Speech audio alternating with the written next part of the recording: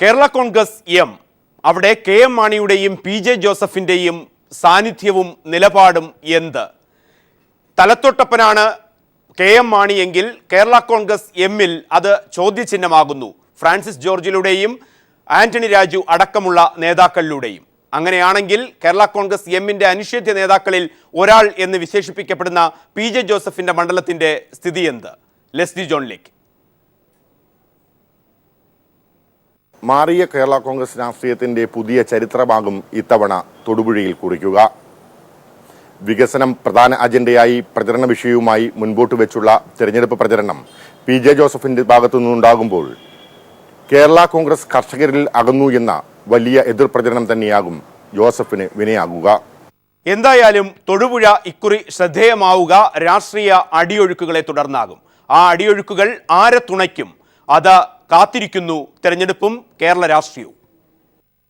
രണ്ടിലയിൽ നിന്നും ഒന്നടർന്നുപോയ രാഷ്ട്രീയ പശ്ചാത്തലത്തിലാണ് ആസന്നമായ തെരഞ്ഞെടുപ്പിനെ തൊടുപുഴ നോക്കിക്കാണുന്നത്. കേരള കോൺഗ്രസ് രാഷ്ട്രീയത്തിൽ പാലാ മണ്ഡലം കഴിഞ്ഞാൽ ഏറ്റവും സവിശേഷ മണ്ഡലമായാണ് കേരള കോൺഗ്രസ് പ്രവർത്തകർ തൊടുപുഴ മണ്ഡലത്തെ നോക്കിക്കാണുന്നത്. ഈ രാഷ്ട്രീയ പ്രാധാന്യത്തിന് കാരണക്കാരൻ പി ജെ ജോസഫ് എന്ന തൊടുപുഴയുടെ സ്വന്തം ജോസഫ് സാറാണ്. മുന്നണി ബന്ധങ്ങളിൽ അഴിച്ചുപണിയും പുതിയ രാഷ്ട്രീയ കൂട്ടുകെട്ടുകളും നടന്നതിനനുസരിച്ച് UDFിലും LDFിലും നിന്ന് മത്സരിച്ച് ജയിക്കാൻ സാധിച്ചുവെന്നതാണ് പി ജെ ജോസഫ് എന്ന കേരള കോൺഗ്രസുകാരന്റെ പ്രത്യേകത. എന്നാൽ ഒരു പക്ഷത്തെയും തള്ളാൻ പുതിയ രാഷ്ട്രീയ സാഹചര്യത്തിലും പി ജെ ജോസഫ് തയ്യാറല്ല.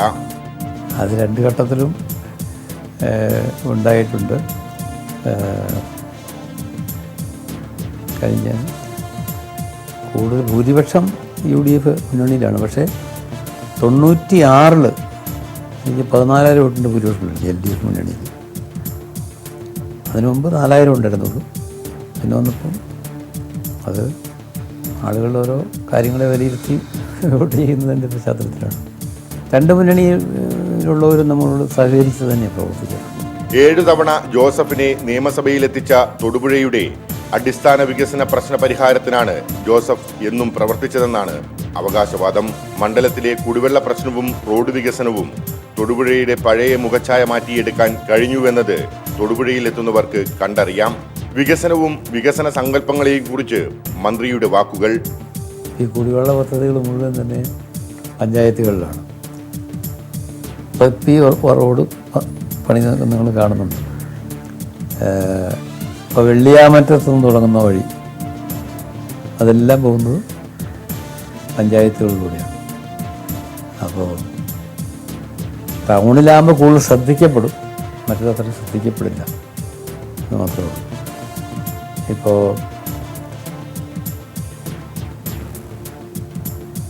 നമ്മുടെ ജില്ലാ ഹോമിയോ ആശുപത്രി മുട്ടത പ്രവർത്തിക്കുന്നു. കെട്ടിടമെല്ലാം തീർന്ന് അങ്ങനെയുള്ള. അപ്പോൾ ടൗണിൽ പെട്ടെന്ന് ശ്രദ്ധിക്കപ്പെടും, ഗ്രാമപ്രദേശങ്ങളിൽ അത്രയും ശ്രദ്ധിക്കപ്പെടുക. അത് മാത്രമേ വ്യത്യാസം. 210 kV സബ്സ്റ്റേഷൻ്റെ പണി മുട്ടതല തുടങ്ങിയിരിക്കുന്നത്. അതിനു മുമ്പ് 66 kV വണ്ണപ്പുറത്ത് ഗവൺമെൻറ് വന്നതിന് ശേഷമാണ് അതിൻ്റെ പണികളായത്. മണ്ഡലത്തിൽ അങ്ങനെ നമുക്ക് ആരും ആവശ്യപ്പെട്ട കാര്യങ്ങളൊക്കെ നമുക്ക് അനുവദിച്ച് കിട്ടിയിട്ടുണ്ട്. എന്നാൽ വരാൻ പോകുന്ന തെരഞ്ഞെടുപ്പിൽ ചിഹ്നിച്ചിതറിയ കേരള കോൺഗ്രസിന്റെ ഭാഗമായി മത്സരിക്കുന്ന ജോസഫിന് നേരിടേണ്ടി വരിക സ്വന്തം അണികളെ തന്നെയാകും. വികസനവും കരുതലും മുൻപോട്ട് വെച്ചുള്ള പ്രചരണം കൊണ്ടുമാത്രം കാര്യമാകില്ല. കൂടെയുള്ളവർ വിട്ടുപോയതിന്റെ കാരണവും ജോസഫിന് ഇത്തവണ വിശദീകരിക്കേണ്ടി വരും. കർഷക പാർട്ടി എന്ന ഖ്യാതിയുള്ള കേരള കോൺഗ്രസ് കർഷകരെ മറക്കുന്നുവെന്ന ആക്ഷേപം ജനങ്ങൾക്കിടയിൽ സജീവമായി നിലനിൽക്കെയാണ് പി ജെ ജോസഫ് അടുത്ത തെരഞ്ഞെടുപ്പ് അംഗത്തിന് കച്ചമുറക്കുന്നത്. News bureau, Idukki.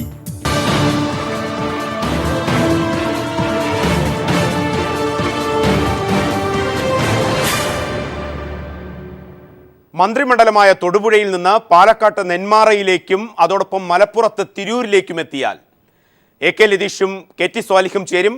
പാലക്കാട് നെന്മാറയുടെ പ്രത്യേകതകളിലേക്ക്.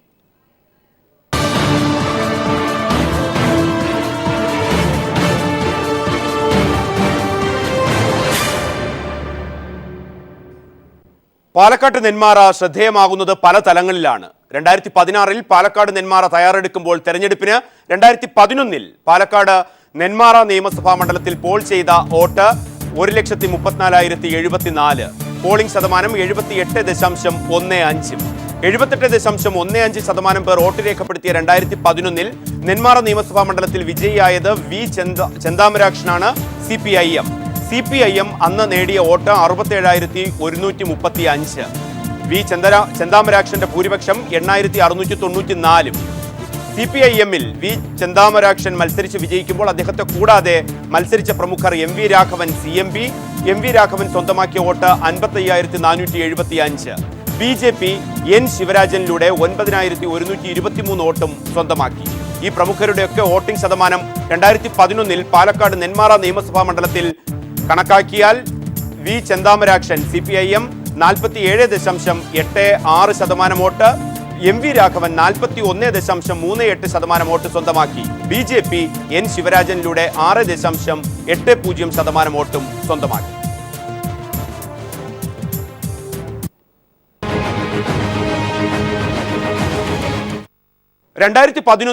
ഈ കണക്കുകൾ, ആ കണക്കുകളിൽ നിന്ന് പാലക്കാട് നെന്മാറ നിയമസഭാ മണ്ഡലം 2016 തെരഞ്ഞെടുപ്പിന് തയ്യാറെടുക്കുമ്പോൾ AK ലതീഷിലേക്ക്.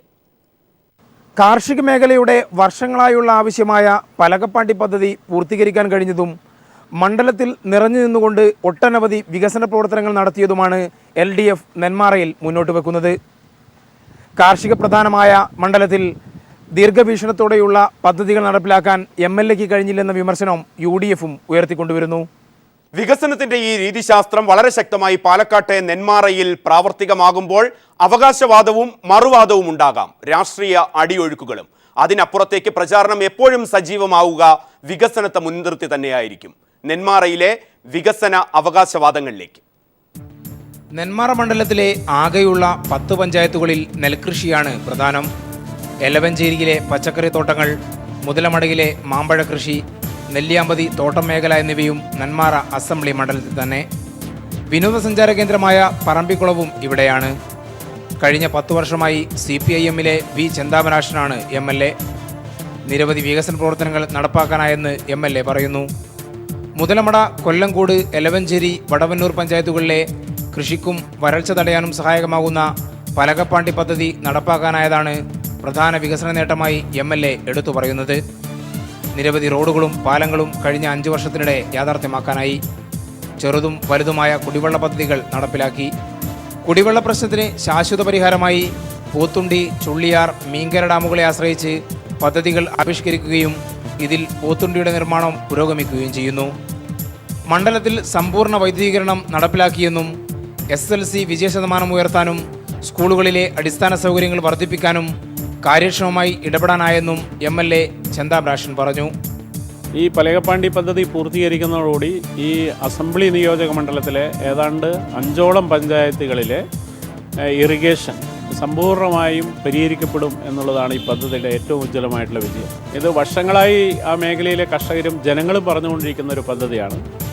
10 വർഷം മുമ്പ് ആരംഭിച്ചതാണെങ്കിലും ഇപ്പോഴാണ് അത് പൂർത്തീകരിക്കാൻ വേണ്ടി കഴിഞ്ഞത്. ജനപ്രതിനിധി എന്ന നിലയിലുള്ള ശക്തമായ ഇടപെടൽ നടത്തിയിട്ടാണ് ഈ പദ്ധതി പൂർത്തീകരിക്കാൻ വേണ്ടി കഴിഞ്ഞത്. മറ്റൊരു കാര്യം, ഈ മണ്ഡലം സമ്പൂർണ്ണ വൈദ്യുതീകരണം നടപ്പിലാക്കാൻ വേണ്ടി കഴിഞ്ഞു. ചെറുതും വലുതുമായ 10-15ഓളം പാലങ്ങൾ ഈ മണ്ഡലത്തിൻ്റെ വിവിധ കേന്ദ്രങ്ങളിൽ ഉണ്ടാക്കാൻ വേണ്ടി കഴിഞ്ഞതൊരു അഭിമാനകരമായ നേട്ടമാണ്. പ്രദേശത്ത് SSLC+2 പരീക്ഷകളിൽ കുട്ടികൾ ജയിക്കണം, വിദ്യാഭ്യാസ രംഗത്ത് വലിയ മുന്നേറ്റം ഉണ്ടാക്കിയെടുക്കണം എന്നൊരു അന്തരീക്ഷം വിദ്യാഭ്യാസ സ്ഥാപനങ്ങളിൽ ഉണ്ടാക്കിയെടുക്കാൻ വേണ്ടി കഴിഞ്ഞു. അതിൻ്റെ അടിസ്ഥാനത്തിൽ നല്ല പരിശ്രമം വിദ്യാലയങ്ങളിൽ നടത്തിയതിൻ്റെ ഭാഗമായി പോയ വർഷം SSLC റിസൾട്ടിൽ അഭിമാനകരമായ പുരോഗതി ഉണ്ടാക്കിയതാണ്. ആ മണ്ഡലത്തിലെ ഏത് സ്കൂളിൽ ചെന്ന് നിങ്ങൾക്ക് അന്വേഷിച്ചാലും അത്തരം കാര്യങ്ങൾ മനസ്സിലാക്കാൻ വേണ്ടി കഴിയും. MLAയുടെ അവകാശവാദം പാടെ തള്ളുകയാണ് UDF. കാർഷിക മേഖലയിൽ പദ്ധതികൾ ആവിഷ്കരിച്ച് നടപ്പിലാക്കാൻ ജനപ്രതിനിധിക്കായില്ലെന്നാണ് പ്രധാന വിമർശനം.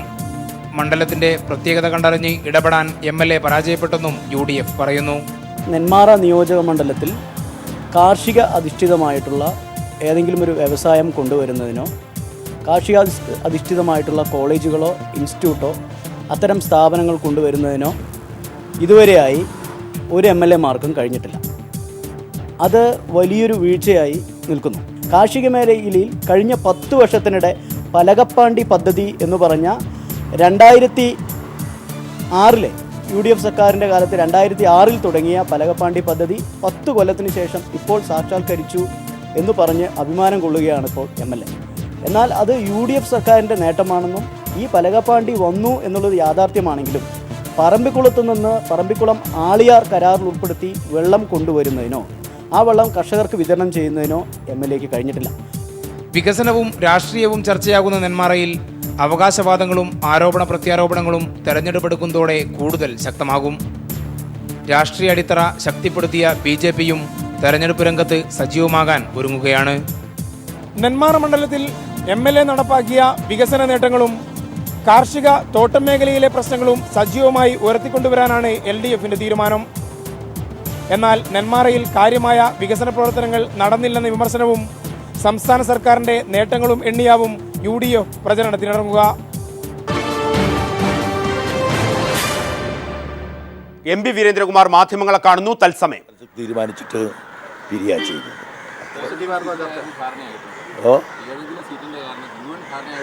ധാരണയായിട്ടുണ്ടെങ്കിൽ പറയുമല്ലോ. അതിൻ്റെ ഏതെങ്കിലും എന്ന് പറഞ്ഞാൽ ഏത് അറിയേണ്ടത് താങ്കൾക്ക്? ഒരു ഉഭയകക്ഷി ചർച്ച നടക്കുമ്പോൾ അങ്ങനെയുള്ള ചോദ്യങ്ങൾക്കൊക്കെ മറുപടി പറയാൻ പ്രയാസമാണ്.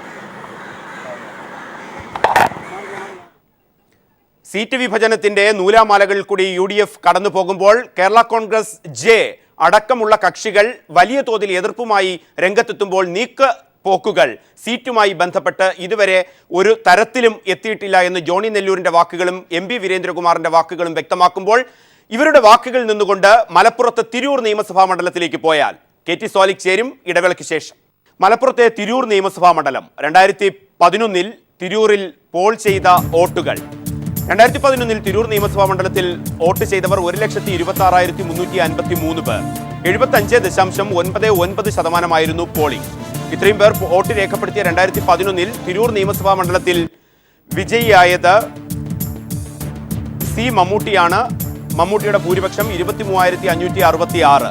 69,305 വോട്ടാണ് മുസ്ലിം ലീഗ് 2011 തിരൂർ നിയമസഭാ മണ്ഡലത്തിൽ സ്വന്തമാക്കിയത്. C മമ്മൂട്ടിയെ കൂടാതെ മത്സരിച്ച പ്രമുഖർ 2011 PP അബ്ദുള്ളക്കുട്ടി CPIM സ്വന്തമാക്കിയ വോട്ട് 45,739. BJP PT അലി ഹാജിയിലൂടെ 5,543 വോട്ടുകൾ സ്വന്തമാക്കിയപ്പോൾ SDPI 2,696 വോട്ടും സ്വന്തമാക്കി. ഈ പ്രമുഖരുടെ ഒക്കെ വോട്ടിംഗ് ശതമാനം 2011 കണക്കാക്കിയാൽ C മമ്മൂട്ടി 54.85% വോട്ട് രേഖപ്പെടുത്തി വോട്ട് നേടി. CPIM 36.20% വോട്ടും BJP 4.39% വോട്ട് നേടിയപ്പോൾ SDPI 2.13% വോട്ടും സ്വന്തമാക്കി.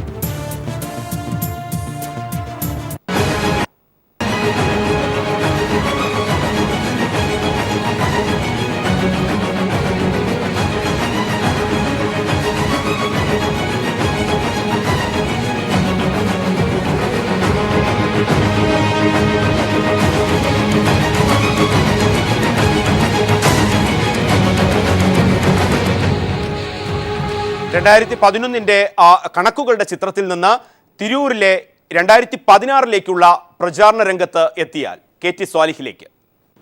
മലയാളം സർവകലാശാലയും തിരൂരിലെ സ്റ്റേഡിയവും കുടിവെള്ള പദ്ധതികളുമാണ് C മമ്മൂട്ടി MLAയുടെ പ്രധാന വികസന നേട്ടങ്ങൾ. എന്നാൽ മണ്ഡലത്തെ അറിയാത്ത അന്യനാട്ടുകാരനായ MLAയുടെ നേട്ടങ്ങൾ തിരൂരിന് ഗുണം കിട്ടിയില്ലെന്നാണ് എതിരാളികളുടെ വിമർശനം. ഈ വിമർശനം 2016 പ്രചാരണ രംഗത്ത് എത്രമാത്രമായിരിക്കും സജീവമാവുക? ഈ വിമർശനങ്ങളും അതോടൊപ്പം അവകാശവാദവും തിരൂരിനെ സംബന്ധിച്ച് വോട്ടെടുപ്പിൽ എങ്ങനെ പ്രതിഫലിക്കും? കാത്തിരുന്നു കാണേണ്ട കാഴ്ച. MLAമാരുടെ മികവ് പരിശോധിക്കാൻ മുസ്ലിം ലീഗ് നടത്തിയ സർവേയിൽ മികച്ച MLAയാണ് തിരൂരിലെ C മമ്മൂട്ടി. മണ്ഡലത്തിലെ മമ്മൂട്ടിയുടെ പ്രധാന നേട്ടം മലയാളം സർവകലാശാല തന്നെ. അതുപോലെ മലയാള സർവകലാശാല ചിരകാല സ്വപ്നം നമ്മുടെ തിരൂരിൽ സ്ഥാപിക്കാൻ കഴിഞ്ഞു. അതിൻ്റെ ഉദ്ഘാടനം കഴിഞ്ഞു, കെട്ടിടം ഉണ്ടായി, കെട്ടിടം ഉദ്ഘാടനം ചെയ്തു, പുതിയൊരു ബാച്ച് തന്നെ പുറത്തു വന്നു, അവരുടെ കോൺവക്കേഷൻ പ്രോഗ്രാം നടത്തി, അങ്ങനെ അതും സമ്പൂർണ്ണമായി. എന്നാൽ സർവകലാശാലയ്ക്ക് സ്വന്തമായി 50 ഏക്കർ ഭൂമി കണ്ടെത്തുമെന്ന വാഗ്ദാനം 5 വർഷം കഴിഞ്ഞിട്ടും വാഗ്ദാനമായി നിൽക്കുന്നു. തുഞ്ചൻ മെമ്മോറിയൽ കോളേജിലാണ് സർവകലാശാല തട്ടിക്കൂട്ടിയതെന്നാണ് പ്രതിപക്ഷം പറയുന്നത്. യഥാർത്ഥത്തിൽ മലയാളം സർവകലാശാല തുഞ്ചൻ മെമ്മോറിയൽ ഗവൺമെൻറ് കോളേജിൻ്റെ അതിനകത്താണ് ഇപ്പോൾ ആരംഭിച്ചിട്ടുള്ളത്. മാത്രമല്ല അതിന് 50 ഏക്കർ ഭൂമി കണ്ടെത്തുമെന്ന് പറഞ്ഞ ആളുകൾക്ക് ഭരണം അവസാനിക്കാൻ പോകുന്ന ഘട്ടത്തിൽ പോലും ഒന്നും ചെയ്യാൻ പറ്റാത്ത അവസ്ഥയാണ്. മണ്ഡലത്തിൽ കുടിവെള്ള പദ്ധതിക്കാണ് മമ്മൂട്ടി വലിയ പ്രാധാന്യം നൽകിയത്. 135 കോടി ചെലവഴിച്ച് 6 പഞ്ചായത്തുകളിലും നഗരസഭയിലും കുടിവെള്ളം എത്തിച്ചു. 5 വർഷത്തെ ഏറ്റവും ടോപ്പ് പ്രയോറിറ്റി കൊടുത്ത കുടിവെള്ള പദ്ധതിയാണ്. ഇവിടെ വന്നപ്പോൾ ആകെ മുനിസിപ്പാലിറ്റിയിൽ മാത്രമാണ് ഒരു കുടിവെള്ള പദ്ധതി ഉണ്ടായിരുന്നത്. ഇത് ഇപ്പോൾ 6 പഞ്ചായത്തിലും മുനിസിപ്പാലിറ്റിയും അടക്കം മൊത്തം എല്ലാ സ്ഥലത്തും സമ്പൂർണ്ണ കുടിവെള്ള പദ്ധതി കൊണ്ടുവരാൻ സാധിച്ചു. അതിൻ്റെ ടെൻഡർ ചെയ്ത് പണി തുടങ്ങി. 135 കോടി റുപ്യയാണ് അതിനുവേണ്ടി ചെലവഴിച്ചത്. വിദ്യാഭ്യാസ മേഖലയിലും നല്ല വികസനം. മണ്ഡലത്തിലുള്ള 99 സ്കൂളുകളിലും ആവശ്യത്തിന് കെട്ടിടം, മൾട്ടി ലാംഗ്വേജ് ലാബ്, ഗ്രീൻ ബോർഡുകൾ തുടങ്ങി അന്താരാഷ്ട്ര നിലവാരത്തിലെത്തിച്ചെന്നും MLA പറയുന്നു. തിരൂർ സ്റ്റേഡിയം നവീകരിച്ചതും നേട്ടമായി എണ്ണുന്നുണ്ട്. സ്റ്റേഡിയം എന്ന് പറയുന്നത് ഒന്നുമില്ലാതെ ഇങ്ങനെ കാലിയായി കിടക്കുന്നൊരു മൈതാനമായിരുന്നു. അവിടെ സിമെൻറ്റിൻ്റെ ഒരു ഗാലറി മാത്രമുണ്ട് കുറേ രീതിയിൽ. അതിന് പുറമെ ഇപ്പോൾ പടിഞ്ഞാറ് ഗാലറി നമ്മുടെ സ്റ്റീൽ സ്ട്രക്ചറിൽ നിർമ്മിച്ചു.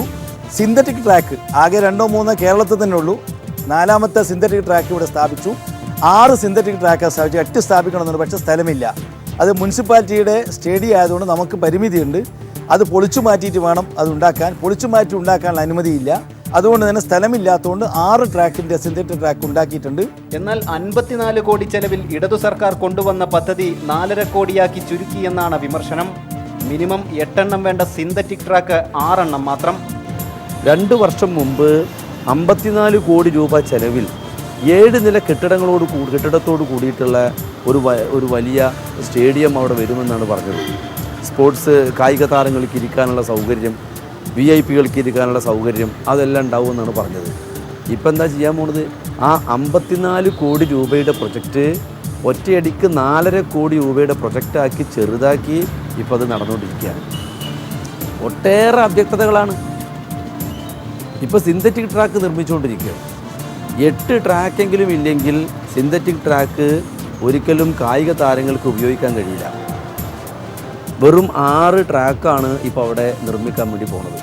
ജില്ലാ ആശുപത്രി ജനറൽ ആശുപത്രിയായതും ഫയർ സ്റ്റേഷനും 66 kV സബ്സ്റ്റേഷൻ കൊണ്ടുവന്നതും മണ്ഡലത്തിലെ 95 റോഡുകൾ റബ്ബറൈസ് ചെയ്തതും നേട്ടങ്ങളാണ്. പക്ഷേ മണ്ഡലത്തിന്റെ മനസ്സറിയാത്ത നേട്ടങ്ങൾ വോട്ടാവില്ലെന്ന പ്രതീക്ഷയും രാഷ്ട്രീയ സാമൂഹ്യ പ്രശ്നങ്ങൾ അനുകൂലമാക്കാമെന്ന ആത്മവിശ്വാസവും ഇടതിനുണ്ട്.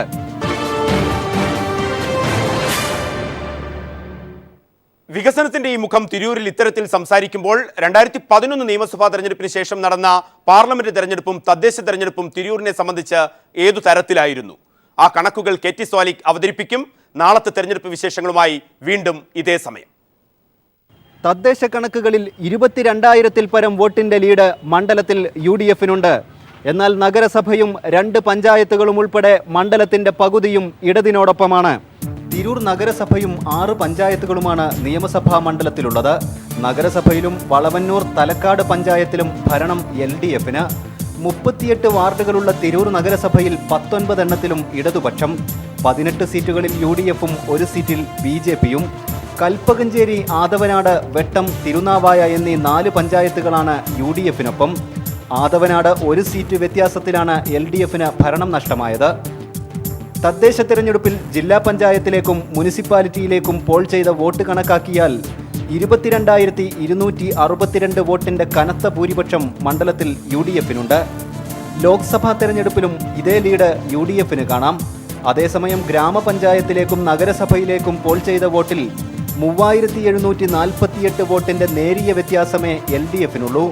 11,436 വോട്ടുകൾ തദ്ദേശ തെരഞ്ഞെടുപ്പിൽ BJP-ക്ക് തിരൂർ മണ്ഡലത്തിൽ നിന്ന് ലഭിച്ചെങ്കിലും നഗരസഭയിലെ 1 വാർഡിൽ മാത്രമാണ് പ്രതിനിധിയുള്ളത്.